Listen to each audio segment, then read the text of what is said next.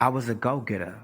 I mean, it helped me absorb all the stressful feelings that I had. It was almost like I never was in a position to be worried about things. Here I am, 33 years old, just now going through puberty. This doctor don't know what he's talking about. He's crazy. 33 and going through puberty. Wow. It's like I had the girl that I wanted. I had beautiful children. I was perfectly happy at home. There was no need for fancy women, fancy cars. I was perfectly happy with what I had at home. My downfall was drugs. Once I let that in my system, everything started to change. Now here I am at the Tulsa County Jail on several charges of armed robbery. The city that's seen one of its stars fall from grace. My entire family seen that segment about me blowing through the city on some drug-fueled robbery spree. What's worse and what's more damaging is that my wife's family seen the same things also. One day, I saw a pile of trash in the middle of the day room. When the guard did his rounds, I asked him about that old little newspaper that I saw. I said, "Hey, can you go get me that?" He said, "Okay." Now, I saw him go down to the middle of the pile.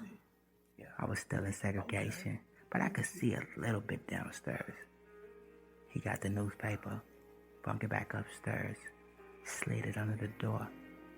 I picked it up, dusted off. There was only one section that had local crime, Metro. A big picture of a girl being ran over by a police car. It said she went on a robbery spree.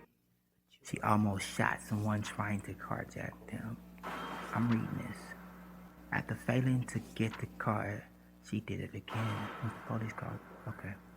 Once the police caught up with her after she went on a robbery spree, she would happen to be on foot.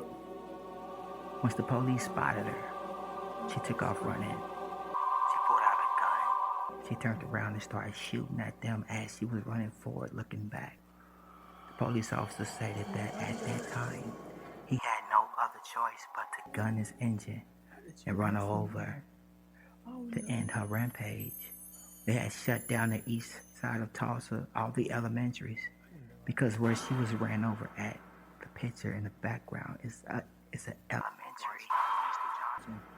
And right before she was murdered by that car, the last images of her is bow right there on the front of the newspaper the moment before she died. She had red hair. Her name was Madison. As I read on, I seen more stories of robbery, murder, child molestation, rape, and different crime sprees. I grabbed a small tube of toothpaste and put some of it on the cell wall. I tore the pictures of the horrible cases out the newspaper, put them on my walls. Somehow, I found comfort in knowing that I wasn't the only person in turmoil. I wasn't the only life being destroyed. I would put whatever picture I could find on the wall. A Macy's lady, clothing models, anything that would make my cell look like it wasn't a jail cell. But the food here was a constant reminder that, you was definitely in jail. The canteen prices was outrageous.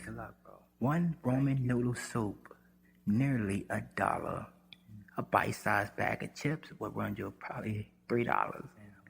Man, but it was either purchasing canteen or eating the green bologna. I had my green bologna days. It's green bologna. Oh my God. But why is it green? I don't know. Just eat it. This was a monopoly on a whole new scale. The prices here was outrageous. On things that you can get in normal at any everyday store for a quarter, 15 cents. They charge you $2 for it. They balling off us. It's crazy. Faithfully, every month my mama brought me money and put it on my book so that I could eat something decent. Not the green bologna. After 3 months of segregation, I was able to return to a pod. I was free, but I was still in jail. That's what we call being free, getting out of segregation, but you're still in jail. It put me in another cell with another young man that had committed yet another senseless murder. But lucky for him, in his case, the DA didn't have no evidence to convict him. He told me that the prosecutor was like, I give you 10 years. He knew they had nothing. He just walked around the pod knowing that he's going home. That's what he said. He never rendered from that. That young man was smart. A week later, the DA dropped the charges, and he was released. That meant I get the bottom bunk. Thank God. Thank you.